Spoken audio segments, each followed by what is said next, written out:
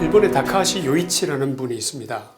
도쿄대학에서 수학과 경제학을 전공했고 일본 정부의 경제정책을 설계했던 최고위급 엘리트 관료였습니다.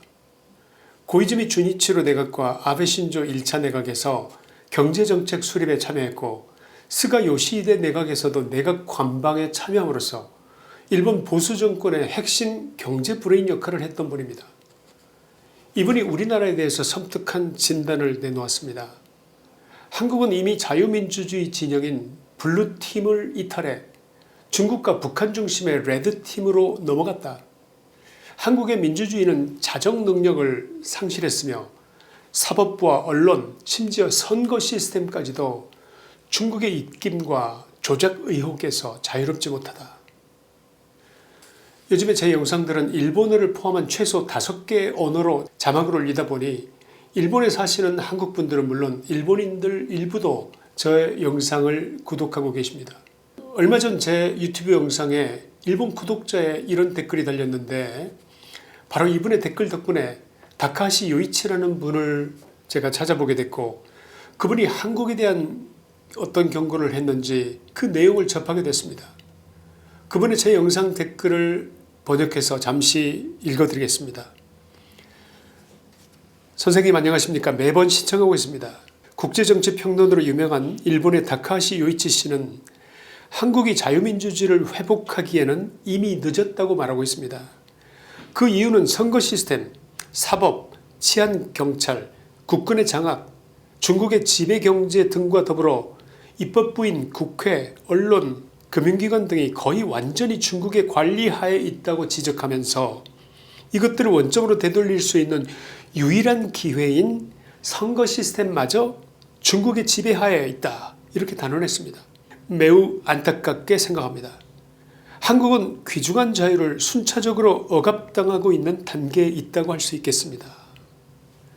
댓글의 내용입니다.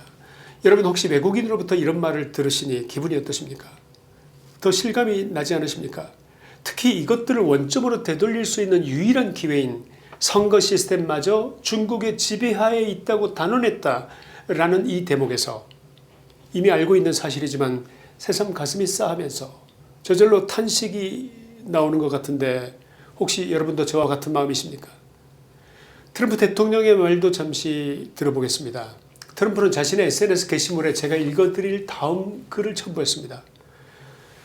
트럼프가 이 글을 직접 인용했다는 것은 이 글의 내용이 곧 자신이 하고 싶어하는 말이라는 뜻입니다. 제가 설명을 가미해서 주요 대목만 읽어드리면 이렇습니다. 트럼프가 곧 2020년 선거에 외국 세력이 개입했다는 증거를 공개할 것이며 그 결과 상원 공화당 원내대표인 존 듄 의원이 결국 필리버스터를 처리하고 Save America Act, 지극하면 미국 구출 법안인데 사실은 선거 무결성 확보 법안이라고 이렇게 설명해야 여러분들께 더 와닿을 것 같습니다. 이 상원 원내대표가 다름 아니라 이 법안에 찬성해서 이 법이 곧 통과될 것입니다. 트럼프는 미국 국민에게 감춰져왔던 정보들을 공개하기 시작할 것입니다. 그리고 우리는 외국의 적대 세력들이 우리가 알던 것보다 훨씬 더 많이 우리의 선거 시스템에 장난을 쳤다는 사실을 보게 될 것입니다. 상원 의원들이 자신의 선거구인 주, 스테이트가 표적이 될 수 있었다는 사실을 깨닫게 되면 미국에서는 전혀 다른 차원의 논의가 벌어질 것입니다. 우리 선거의 취약점에 대한 거대하고 중요하며 매우 우려스러운 폭로들이 앞으로 있을 것입니다. 이 글은 트럼프 대통령이 조만간 기밀 정보를 공개함으로써 선거개혁에 미온적이었던 공화당 주류 세력을 굴복시키고 선거 무결성을 되찾기 위한 법안 통과를 이끌어낼 것이라는 시나리오를 설명하고 있습니다. 특히 외국 세력의 개입이라는 키워드는 이 문제가 단순한 정쟁을 넘어서 국가 안보의 문제로 격상되었음을 보여주고 있습니다. 어떻습니까? 이런 뉴스가 우리 지상파에 나오던가요? 아직도 우리나라의 언론들의 부정선거에 대한 침묵이 옳다고 그런 태도가 괜찮다고 생각하는 분이 계십니까? 혹시 이래도 이준석과 한동훈 같은 자들이 부정선거를 지적하는 사람들을 극우라고 매도하는 그 행태가 옳다고 생각하는 분이 계십니까? 지금 미국은 2020년 대선의 어두운 이면을 파헤치는 거대한 수사에 파고가 몰아치고 있습니다. 2026년 2월 현재 트럼프 대통령은 외국 세력이 미국 선거 시스템에 광범위하게 개입했다는 충격적인 증거들을 하루가 멀다 하고 쏟아내고 있습니다. 무엇보다 저들을 지금 침묵하게 하고 있는 것은 미 수사당국이 수사력을 집중하고 있는 미루 시스템과 A웹 커넥션입니다. 이것은 사실상 한국 중앙선관위를 겨냥하고 있는 것인데 그래도 믿어지지 않으십니까? 대한민국 중앙선관위의 주도로 탄생한 A웹과 그 기술적 실체인 미루 시스템은 바로 한국중앙선관위와 중국 공산당의 기술력이 결합된 합작품이라는 의혹을 미 수사당국으로부터 받고 있는 것입니다. 이것이 미국을 비롯한 주요 국가들의 선거를 교란하기 위한 중국의 영향력 공작 도구로 활용되었을 가능성, 그것을 정조준하고 있는 것입니다. 미국은 이처럼 자국의 선거 무결성을 지키기 위해서 현직 대통령과 의회가 나서서 사투를 벌이고 있습니다. 그런데 대한민국의 언론들은 약속이라도 한 듯 집단으로 꿀먹은 벙어리가 되어 침묵하고 있습니다. 이 기괴한 현실을 우리가 어떻게 받아들여야겠습니까? 이들의 침묵이 이들이 공범이 아니라면 설명이 되지 않아서 그래서 묻는 것입니다. 이제 우리나라에서도 부정선거 의혹은 이제 더 이상 음모론이 아닙니다. 국가기관의 공식 기록이 스스로 뱉어낸 합리적 증거들이 하나둘 밝혀지고 있기 때문입니다. 망 분리가 철저해서 해킹은 불가능하다던 김용빈 전 사무총장의 호언장담은 새빨간 거짓말이었습니다. 2025년 10월 국감에서 허철은 현 사무총장은 마침내 실토를 했습니다. 사전투표 전날과 투표기간 이틀, 가장 중요한 승부의 3일간 망 분리가 없었다고 자백한 것입니다. 한마디로 대문과 창문이 해커들에게 활짝 열려 있었다 이 말입니다. 국정원 점검 결과 비밀번호는 1, 2, 3, 4, 5였고 해킹의 시도는 타 부처의 18배인 9,896건에 달했습니다. 가짜 투표지를 마음껏 복사해서 찍어낼 해커들의 놀이터가 제공된 것입니다. 투표함 속 증거는 더 훨씬 노골적입니다. 접힌 흔적이 없는 신권다발 투표지, 끝부분에 풀이 붙은 떡집은 투표지들이 무더기로 발견됐습니다. 사람이 직접 넣었는데 어떻게 이런 공장 제품이 나옵니까? 음모론이라 매도하던 분들 대답해 보십시오. 이것이 대량인쇄의 재단 공정에서만 발생하는 명백한 공학적 팩트가 아니고 무엇이냐 이 말씀을 드리는 것입니다. 공직선거법은 관리관이 도장을 직접 찍어야 한다고 명시합니다. 그런데 왜 선관위는 법을 보란듯이 어겨왔습니까? 그리고는 인쇄날인을 왜 고집합니까? 무결성을 지키는 최후의 보루가 바로 날인 아닙니까? 이것을 무력화시키는 수작인 것입니다. 이게 바로 가짜표를 무제한 찍어내려는 꼼수가 아니고 어떻게 설명이 가능합니까? 2026년 2월 현재 민주당은 한술 더 떴습니다. 충격적인 짓을 준비하고 있는 것입니다. 아예 관리관의 도장 날인을 명시한 공직선거법을 뜯어 고쳐서 인쇄로 이 날인을 할 수 있도록 공직선거법 개정안을 입법 예고한 것입니다. 천인공로, 이 단어는 바로 이때 써야 할 말이라고 생각하는데 여러분도 동의하십니까?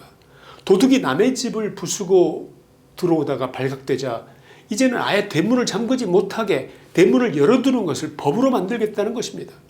한마디로 자기들의 범죄의 흔적을 법을 만들어 덮겠다는 이 끔찍한 입법 시도에 대해서 여러분 어떻게 생각하십니까? 하실 말씀이 없으십니까? 나라가 어떻게 망할까요? 바로 이렇게 망하는 것 아니겠습니까? 바로 이런 짓이 국민의 세금을 받아먹으며 민주당 것들이 벌이는 백주대낮의 범죄 현장인 것입니다. 저들은 왜 이토록 기를 쓰고 선거의 맹점을 법으로까지 보완해가면서 선거의 무결성을 짓밟고 유린하려 한다고 생각하십니까? 부정선거라는 것은 한번 맛을 들이면 결코 빠져나올 수 없는 마약과 같은 것입니다. 부정선거라는 식인 호랑이의 등에 타고 있는 격이기 때문에 내려오는 순간 자신들은 순식간에 갈갈이 찢겨 죽임을 당할 것임을 너무나 잘 알고 있기 때문일 것입니다. 결론입니다. 직위원 재판부가 윤석열 대통령에게 무기징역을 선고했다는 소식은 우리 현대사에서 지워지지 않을 기록으로 남을 것입니다. 특히 저는 윤 대통령 정부의 차관의 직책을 맡았던 사람으로서 저와 대통령 관계를 지금은 다 밝힐 수는 없지만 차가운 두 평 남짓한 공간에 갇힌 대통령의 처지를 지켜봐야 하는 제 마음의 참담함은 그 누구와 비교할 수 없을 것 같습니다. 그분의 비상계엄 선포를 어떻게 보아야겠습니까? 비록 치밀하지 못한 부분이 있었다는 평가를 하는 분이 계시지만 적어도 뒤틀린 선거의 무결성을 바로잡아 주권을 국민들에게 되돌려주려 했던 통치권자의 무거운 결단인 것만은 분명하지 않습니까?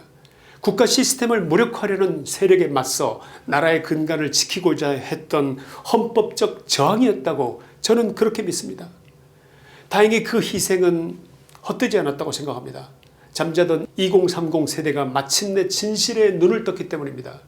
그들은 스스로 자유대학을 만들고 거리에서 스탑 더 스틸을 외치는 모습에서 우리는 무너져가는 대한민국의 미래 희망을 다시 발견합니다. 투표는 국민이 하지만 결정은 서버간다. 이 기괴한 조롱이 일상이 된 사회는 더 이상 정상적인 국가라고 할 수 없습니다. 민주주의의 심장인 선거가 부정으로 오염되었다면 그 정권의 정당성은 이미 뿌리부터 흔들린 것입니다. 그런 상황에서 주권을 지키기 위해 나서는 국민의 저항은 선택이 아닌 신성한 의무입니다. 과거 찰스 1세에게 사형을 선고했던 59인의 재판관들이 훗날 어떤 만로를 맞이했는지 역사는 똑똑히 증언하고 있습니다. 이미 숨진 자들조차 부관 참시를 피하지 못했던 그 비참한 기록은 진실을 외면한 판결이 결국 역사의 법정에서 어떻게 심판받는지를 보여주는 엄중한 경고입니다. 대통령을 가둔 그 차가운 감옥이 훗날 누구의 무덤이 될 것인지는 역사가 결정할 것입니다. 자유대한민국을 사랑하는 동지 여러분, 이제 분노를 넘어 실천적인 저항에 나서야 합니다. 선거 무결성을 회복하는 것 외에 대한민국을 살릴 다른 길은 전혀 없습니다. 트럼프의 A웹과 미루 시스템에 대한 공격은 이미 시작됐습니다. 우리도 항의에 나서야 합니다. 우리의 아이들에게 조작된 서버가 아닌 정직한 투표함을 물려주기 위해서, 그리고 역사에 부끄럽지 않기 위해서. 김치환의 시사이다였습니다. 감사합니다.